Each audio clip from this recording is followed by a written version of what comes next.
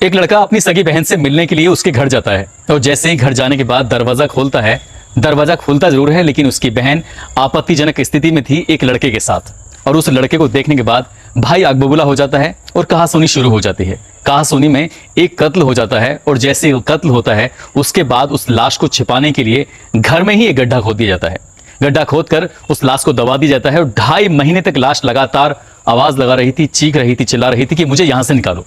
जैसे वो लाश उस कब्र से बाहर निकलती है तो इस बात की गूंज न केवल उस प्रदेश में थी बल्कि आसपास के प्रदेशों में भी फैल जाती है। लोग सोचकर हैरान थे। लोगों का कहीं ना कहीं इस कहानी को सुनने के बाद, इस घटना को सुनने के बाद रिश्तों पर भी विश्वास करने को जी नहीं चाहेगा। आदाब, नमस्कार, सत श्री अकाल। मैं उस्मान सैफी। आज की जो सच्ची घटना मैं आपको सुनाने जा रहा हूं, ये सच्ची घटना है झारखंड प्रदेश का एक जिला है रामगढ़। दरअसल रामगढ़ जिले का एक गांव लगता है बरतुआ। यहां का रहने वाला नरेश महतो वो नजदीकी पुलिस स्टेशन जाता है पतरातू। वहां जाने के बाद एप्लीकेशन देता है और कहता है कि मेरा बेटा 24 जून 2022 को अपने मामा के घर रांची गया था। वहां से लौटकर वापस आ जाता है लेकिन 30 जून 2022 से वो लापता है। उसका हमने सभी जगहों पर तलाश कर लिए लेकिन वो कहीं नहीं मिल रहा है। पुलिस के सामने गिड़गिड़ाता है, रोता है, रोते रोते अपनी व्यथा, अपनी परेशानी बयां करता है। लेकिन पतरातू पुलिस उस व्यक्ति को टरका देती है, कहती है कि ये मामला हमारे थाने का है ही नहीं, ये रांची के चुटिया थाने का है, आपको वहां जाना चाहिए। ऐसे ही दो थानों की आपस में खींचतान मची हुई थी। आपस में एक दूसरे के साथ इधर से उधर एक लिए लगे हुए थे कि थाना ये मेरा है, दूसरा कहता है कि मेरे थाने का मामला नहीं है।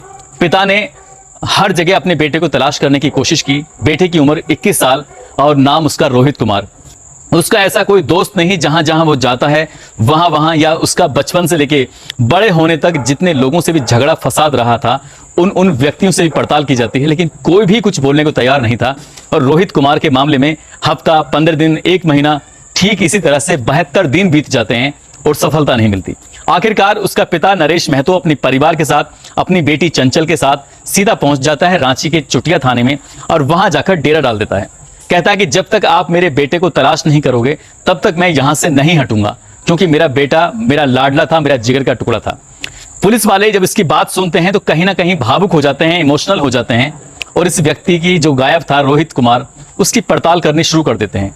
2.5 महीने के बाद यहाँ पर इस की बहन भी होती है, माँ भी होती है, परिवार का एक एक सदस्य, रिश्तेदार सभी पुलिस के सामने रिक्वेस्ट कर रहे थे और रिक्वेस्ट रंग लाती है। पुलिस इस मामले की जांच पड़ताल जो शुरू करती है तो इस रोहित कुमार की मोबाइल की CDR निकलवाई जाती है। CDR निकलवाने से पता चलता है कि आखिरी बात उसकी किसी से बात हुई थी तो सगी बहन चंचल कुमारी से हुई थी। चंचल कुमारी से पूछा जाता है कि तुम्हारे भाई से बातचीत होती है, क्या बात थी क्या नहीं, तो वो कहती है कि वो मेरे पास आ रहा था लेकिन अचानक से गायब हो जाता है, मुझे इसके बारे में कोई पता नहीं है, मैं खुद चाहती हूँ। वो पुलिस के सामने गिड़गिड़ाते हुए कहती है कि मेरा भाई मुझसे बहुत प्यार करता था, कहीं से भी उसको ढूंढ के ला दीजिए।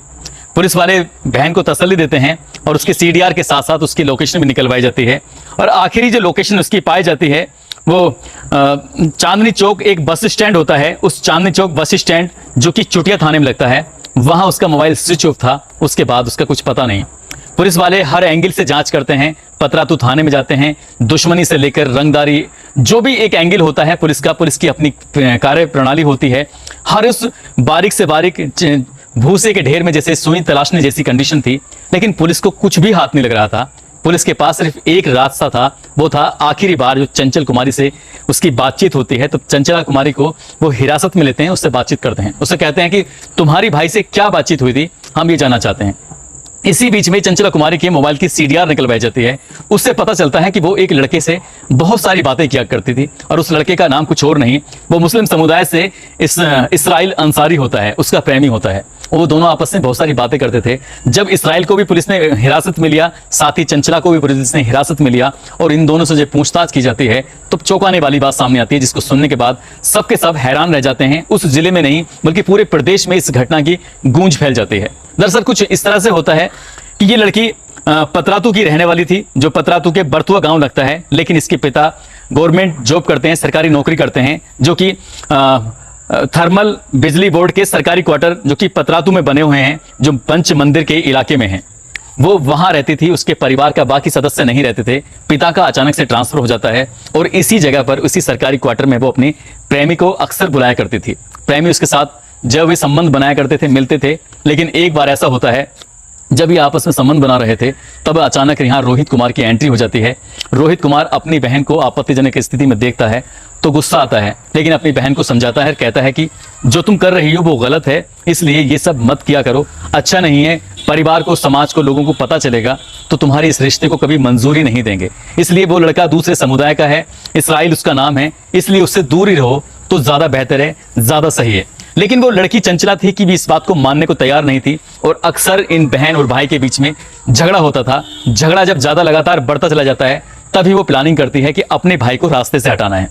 और जैसे उसे ये पता चलता है कि वो मामा के घर गया है रांची और रांची से लौटकर वापस आएगा, तो 30 तारीख को उसे गांव जाना था। लेकिन ये बहन पहले से ही चांदनी चौक बस स्टैंड पहुंच जाती है और वहां जाने के बाद अपने भाई का इंतजार कर रही थी।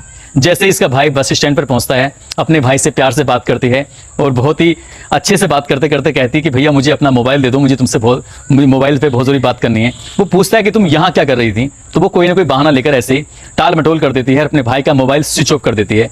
कहती है कि इसका मुझसे खराब हो गया है। कोई ना कोई बहाना लेकर अपने भाई को सीधा अपने सरकारी क्वार्टर में लेके जाती है, जो कि पतरातू के पंच मंदिर इलाके में है, थर्मल बिजली बोर्ड के सरकारी क्वार्टर में। वहां ले जाने के बाद अपने भाई को कुछ खाने पीने की चीज देती है। उसमें वो ओवरडोज देती है नींद की गोलियों की। इतनी ज्यादा गोलियां देती है कि भाई खाते ही वो मर जाता है। भाई तो मर जाता है, लेकिन इसकी लाश का वो क्या करे, यही सोचने में उसे 48 घंटे का समय लग जाता है। 48 घंटे तक वो लाश घर के अंदर पड़ी रहती है और वो तमाम तरह के प्रयास करते हैं, कोशिश करते हैं कि आखिरकार इस लाश को कहां ठिकाने लगाएं, क्या करें। 48 घंटे तक सोचते रहते हैं चंचला और इसराइल, लेकिन इसका कोई समाधान नहीं निकलता। तभी वो कोशिश करते हैं और घर के ही अंदर जहां बेडरूम होता है, जहां वो दोनों आपस में एक दूसरे के साथ संबंध बनाया करते थे, वहीं कब्र खोदी जाती है। करीब 4-5 घंटे लगते हैं कब्र खोदने में। कब्र खोदकर अपने ही सगे भाई रोहित कुमार की, जिसकी उम्र 21 साल होती है, आंगन में उसमें बेडरूम में दफना देते हैं। और दफनाने के बाद अब इनके जितने भी रास्ते बंद थे वो सब रास्ते खुल जाते हैं।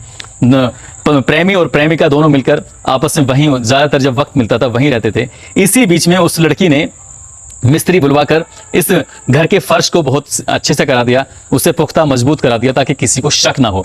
उधर बाप जो नरेश महतो था, एक थाने से दूसरे थाने, एक घर से दूसरे घर, एक दोस्त से दूसरे घर, हर जगह जाता था, तलाश कर रहा था। लेकिन उसको बेटे की तलाश कहीं पूरी होती ही नहीं है और बेटा बार बार अपने पिता के सपने में आता था कि पिता मुझे बाहर निकालो। जब वो उसका बेटा सपने में आकर ये कहता था कि मुझे बाहर निकालो, तब नरेश महतो परेशान होता था और इसी बात को सोचते हुए उसे नहीं पता था कि उसके बेटे की हत्या किसी और ने नहीं, उसकी सगी बेटी ने की है और उसी के सरकारी क्वार्टर में उसको दफना दिया है। तब उसने अपने परिवार के साथ, अपनी बेटी, अपनी पत्नी, बाकी लोगों के साथ चुटिया थाने में, जो रांची में लगता है, वहां जाकर धरना प्रदर्शन दिया। और तब चुटिया पुलिस जागरूक होती है और चुटिया थाने की या पतरातू थाने की जो दूरी होती है लगभग 60 किलोमीटर के आसपास होती है। यानी कि वो लड़की अपने भाई की हत्या करने के लिए पहले से प्लानिंग के साथ चुटिया थाने के बस स्टैंड पर जाती है और वहां जाकर अपने भाई को लेके आती है और उसको मारकर दफना देती है। दोस्तों, जब इस घटनाक्रम का खुलासा होता है तो वाकई लोग सोचकर, सुनकर हैरान थे कि एक सगी बहन आखिरकार ऐसे कैसे कर सकती है। वाकई आज की घटना परेशान करने वाली है। दोस्तों, इस घटनाक्रम को सुनाने का उद्देश्य किसी को परेशान करना नहीं है, किसी का दिल दुखाना नहीं है, बल्कि आपको जागरूक करना है, आपको सचेत करना है। यदि आपके आसपास कोई ऐसी बात है तो कम से कम जागरूक रहें, सतर्क रहें और ऐसा कोई भी क्राइम होने ना दें। यहाँ पर कहीं ना कहीं रोहित कुमार की गलती ये रही है, उसे अपने परिवार के बाकी सदस्यों से बताना चाहिए था। जब बात वहां से नहीं बन पा रही थी तो उसे पुलिस के पास जाना चाहिए था और पुलिस के पास जाता तो शायद उसकी जान कभी नहीं जाती। फिलहाल पुलिस ने उसकी बहन और उसके बहन की जो प्रेमी है उसको गिरफ्तार करके जेल भेज दिया है और पुलिस की कोशिश है कि कम से कम समय में चार्जशीट लगाकर आरोपियों के विरुद्ध सख्त से सख्त कार्रवाई हो सके, ताकि पूरे प्रदेश में इस बात की एक नजीर पेश हो सके कि भविष्य में किसी ने इस तरह का अपराध किया तो उससे बख्शा नहीं जाएगा। दोस्तों, जाते जाते कुछ जन्मदिन है, जिसमें क्या तालिब खान इनका जन्मदिन है, साथ ही विशाल कैस्मा है, इनकी शादी की सालगिरह है।